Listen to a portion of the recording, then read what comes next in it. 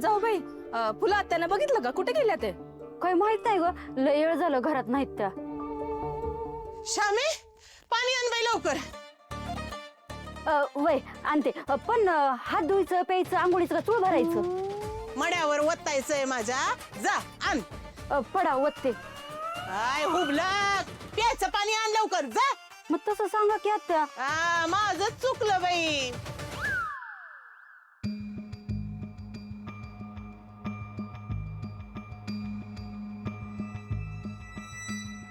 आत्या पाणी. आली बाई माधुरी एकदाची घरी. आणि तुला सांगते श्यामे, तिला आणायला ना शेवटी गोपाळच गेला होता बर का. अगं किती नाही म्हणलं तरी लहानपणापासूनच नातं आहे त्यांचं. ते लहान होते ना तेव्हा ही अशी भांडी कुंडी खेळताना नवरा बायको व्हायचे, नवरा बायको. लहानपणीचं नातं हे असं लग्न झालं म्हणून लगेच थोडं तुटतंय नाही का. आत्याबाई, लहानपणीचं नातं होतं ते पण भांड्या कुंड्यातलं. आणि आता मध्ये 20 वर्ष गेली ना, मग ते खोटं खोटं नातं पण तुटून गेलंय. त्यामुळे आता लय टिव करू नका. काय ट्यूट्यू करू नका म्हणजे? हा, सासू आहे मी तुझी आणि माझ्याशी नीटच बोलायचं. हा, नेहमी नेहमी तुझं ऐकून घेणार नाही मी.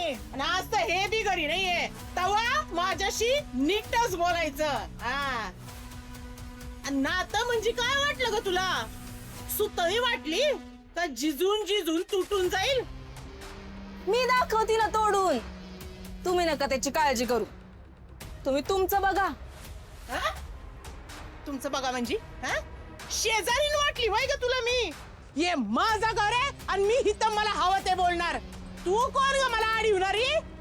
आत्या जाऊ द्या की, तुम्ही नका ना लय मनावर घेऊ. ऐ श्यामे, तू ग बस बर का, नाही तर वल्ल्या बरोबर सुख पण चल. तुझ्यावर सगळं राग करील बर का मी आता. तू तू बाजूला वय, आधी बाजूला वय. आज बघतेस मी हिला चांगलं. काय करणार आहे तुम्ही? हा, काय करणार आहे? लय ऐकून घेतलंय हा तुमचं, आता नाही ऐकणार. अगं लाले, तू तरी शांत बस की. तू कशाला त्यांच्या नादाला लागतीस? नाही जाऊ बाई, तुम्ही नका मध्ये पडू. ह्यांची ना सगळी गुण माहिती आहेत मला. प्रॉपर्टीसाठी आमचा सुखात चाललेला संसार ह्यांना मोडायचा आहे, म्हणून जवा बगल तवा नुसतं आग लावायची कामं करतात.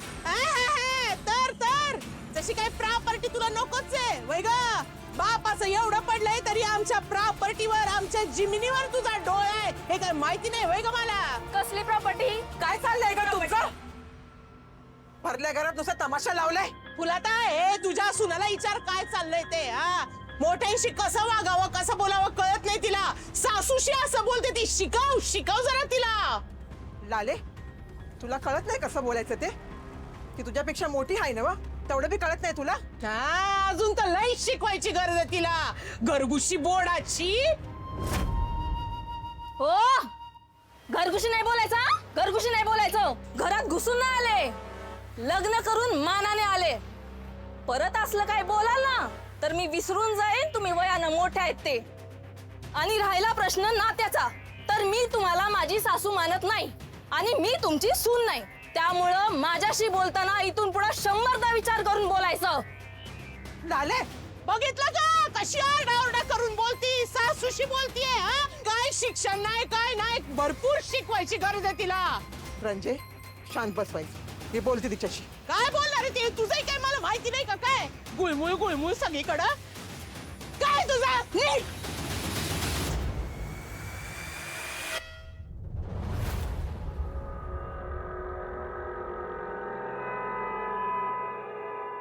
गोपाळ, माधुरी, एवढंच कळलं काय झालं? मीच आहे. अगं माधुरी, लग्न झालंय माझं. तू इथं काय करते? कोणी आपल्याला असं बघितलं तर लय महागात पडेल. पडू दे, मी नाही घाबरत कोणाला. तू नाही घाबरत, मला घाबरावं लागतंय. तुला माहिती ना लाले किती डेंजर आहे ती. ते तू बघून घे. माझा तिच्याशी काय संबंध? माझा तुझ्याशी, माझा तर माझ्या गोपाळशी संबंध. इथं काय काम आहे तुझं? काहीच नाही, असंच तुला भेटायला आले. माझ्या दिलाने सांगितलं तू पण मला मिस करत असशील म्हणून आले. असं काय सुद्धा करत नाही मी. तू किती बी नाही म्हणलास ना तरी मला माहिती तुझं पण माझ्यावर खूप प्रेम आहे. म्हणूनच तू मला घ्यायला आलास ना.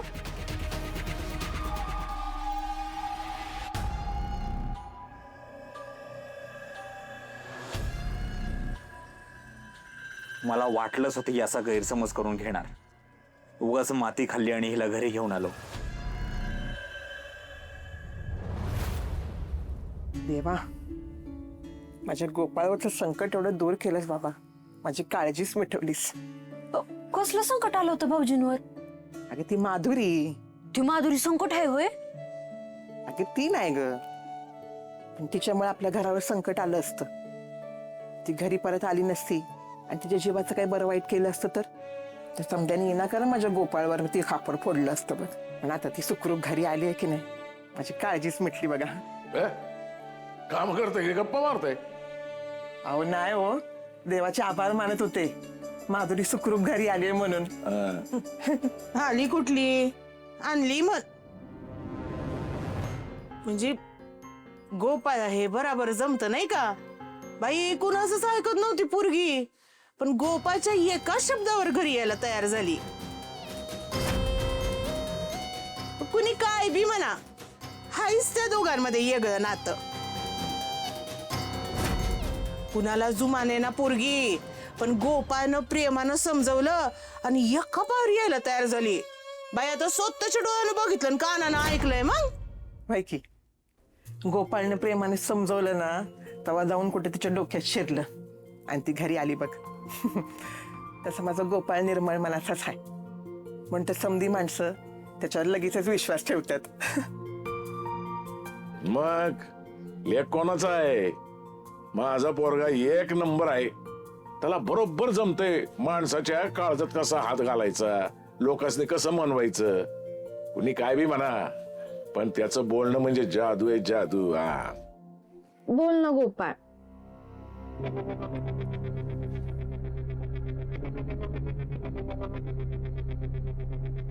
सांग ना. काय बोलू अगं माधुरी मी? सगळ्याच गोष्टी बोलायच्या नसतात, काही गोष्टी न बोलता समजून घ्यायच्या असतात. म्हणजे मी म्हणत होते ते खरंय. तुला पण माझ्याशिवाय करमत नव्हतं ना. तुझं अजून पण माझ्यावर प्रेम आहे. तू तर काही नाही बोललास ना तरी चालेल. मला तुझे डोळे समजा सांगतात. मला माहिती तुझे हात दगडाखाली अडकले, पण तू काळजी नको कर. मी आहे ना, मी तुला त्या लाली नावाच्या दगडातून नक्की बाहेर काढेन. देवाने मला तुझ्यासाठी जिवंत ठेवलं. त्याने आपल्यासाठी नक्कीच काहीतरी चांगला विचार केला असेल. बरोबर आहे, बरोबर आहे, तू म्हणते ते बरोबर आहे. त्यानं नक्कीच आपल्यासाठी काहीतरी चांगला विचार केला असेल. मग ही आपण असं काय करू नकोस, खोडा नको घालायला त्याच्यात. तू जा बरं येत ना. नाही माधुरी, मला बी लय वाटतं ग, तू कायम माझ्या डोळ्यासमोर असाल. पण मी काय करू, माझं बी नाईलाज आहे. ओग माझं बाळ, जाते.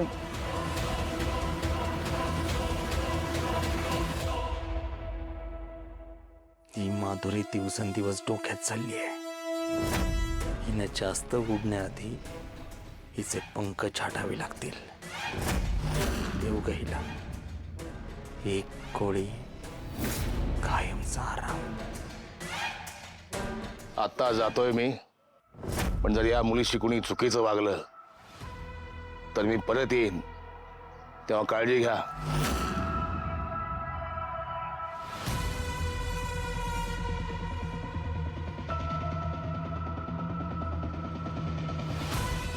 हा जामकर नक्की काय प्रकरण आहे, नक्की कोण आहे, हे मी शोधून काढलंच पाहिजे. नाहीतर 4 चौघात मी 3 खून केले तसं कोण म्हणतं? एवढा ॲटिट्यूड, एवढी डेअरिंग सामान्य माणसात कशी काय असू शकते?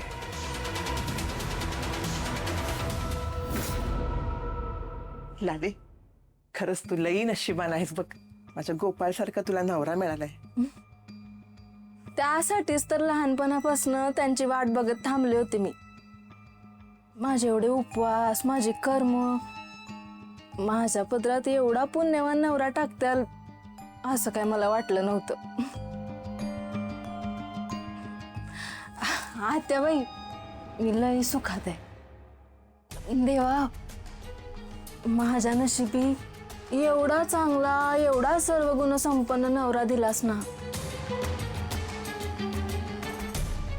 तुझं लई लई आभार. श्यामे, तू बी देवाचे आभार मान. ठीक आहे, देवा लालीला एवढा चांगला नवरा दिलास त्यासाठी तुझे लई आभार बघ. हुबला, सुधाकर सारखा प्रामाणिक नवरा तुला मिळालाय त्याबद्दल देवाचे आभार मान असं म्हणले होते मी. मग आधी सांगायचं ना.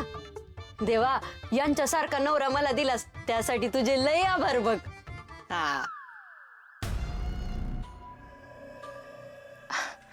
आत्याबाई, मी खोलीत आहे. हा,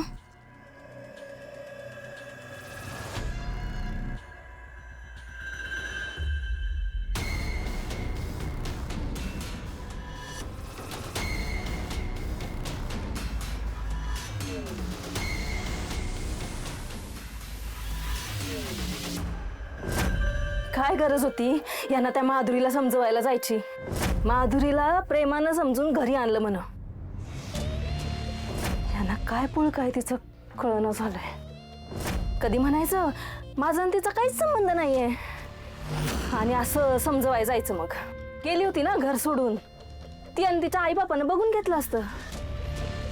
ह्यांना पुढं पुढं करायची काय गरज होती. कधी म्हणायचं मी फक्त आता तुझा आहे आणि दुसरीकडं त्या माधुरीची काळजी करायची.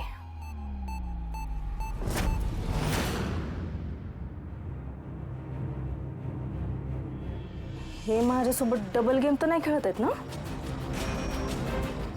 बापासारखं ह्यांच्या पण डोक्यात 2-2 लग्न करायचं विचार तर नसेल. नाही नाही, मी असं होऊ देणार नाही. येऊ दे ह्यांना. आज काय तो सोक्ष मोक्ष लावूनच टाकते.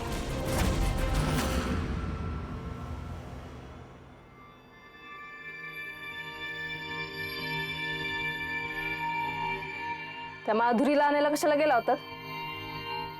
काय गरज होती जायची. तुम्ही गेला नसता तर ती काय मेली असती. मेलीच असती. मी काय माझ्या मनापासून नव्हतं आणायला गेलो. तिच्या घरच्यांची मजबुरी होती म्हणून. त्यांनी समजून पण ती घरी येत नव्हती म्हणून मी लाळ गाळत गेला होता.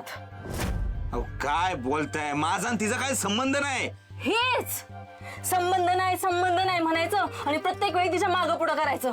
संबंध नाही म्हणताय ना, मग कशाला गेला होता आणायला तिला.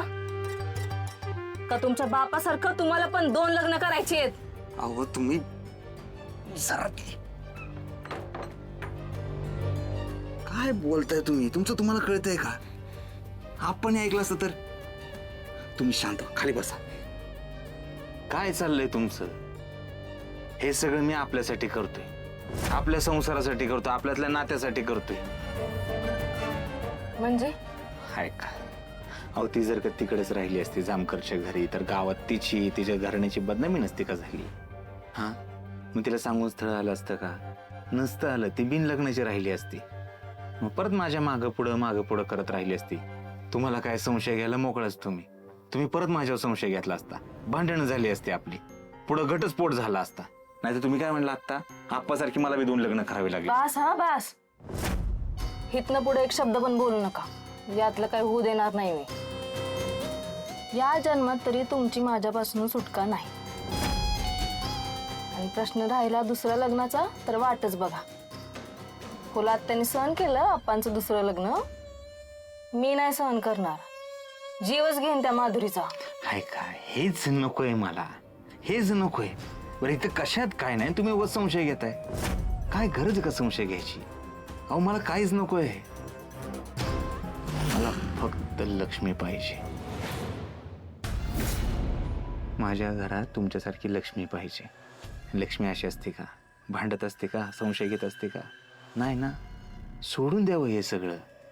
तुम्ही विचार करा, त्या माधुरीचं जर का लग्न नाही झालं तर पक्के मामा माझ्या गळ्यात नाही का मारणार? हे सगळं मी आपल्यासाठी करतो. बरं ठीक आहे, तुमचा नाही विश्वास, ठीक आहे. मी आत्ता जातो माधुरीकडे, तिला म्हणतोय बाबा मर, काय करायचं ती कर, माझ्या नादाला नको लावू. हे का आत्ता जाऊन सांगतो मी तिला. नाही नाही, काय कुठे जायची गरज नाही. झालं तेवढं बास झालं. इथनं पुढं त्या माधुरीच्या आसपास फिरकायचं नाही, तिच्यापासून लांब राहायचं, आधीच सांगते. आत्तापासूनच लांब राहतो. झालं. असं नका ना बघू माझ्याकडं, मग मला रागवता येत नाही. नका रागव मग. ऐका ना, दूध आणता का? आणते.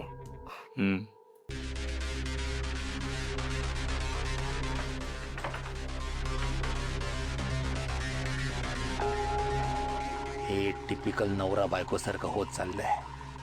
देवी सिंग, हे करण्यासाठी तू इथे आलायस का? पण काय नाईलाज आहे, करावं लागतंय.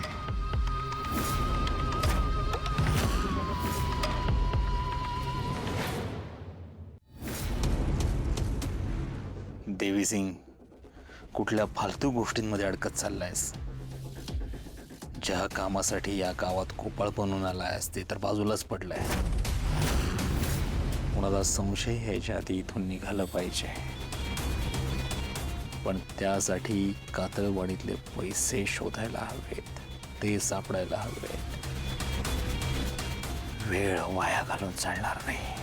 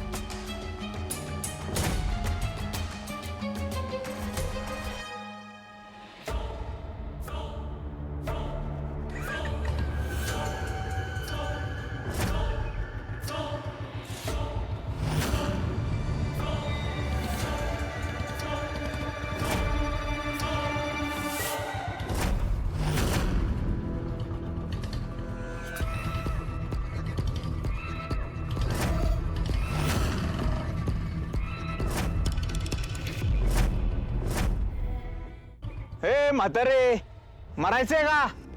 मी मरणार नाही, तू मरणार आहेस. तुझ्या पापाचा घडा आता भरत आलाय, तो आलाय आता, तो तुला संपवणार हाय, कायमचा संपवणार आहे तुला.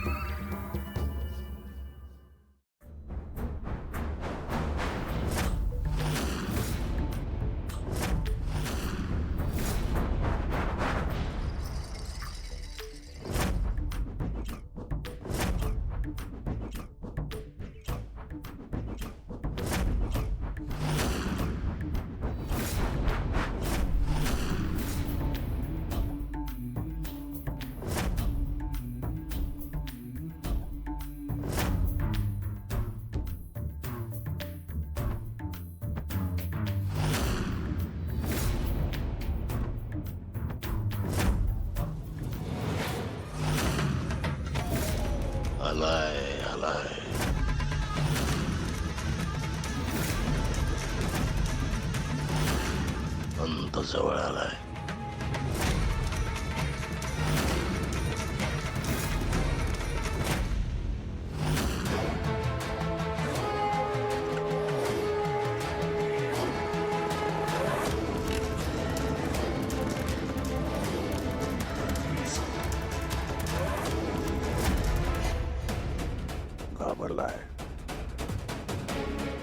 घाबरलाय म्हणजे काहीतरी चूक केली. सापडणार, लवकरच सापडणार.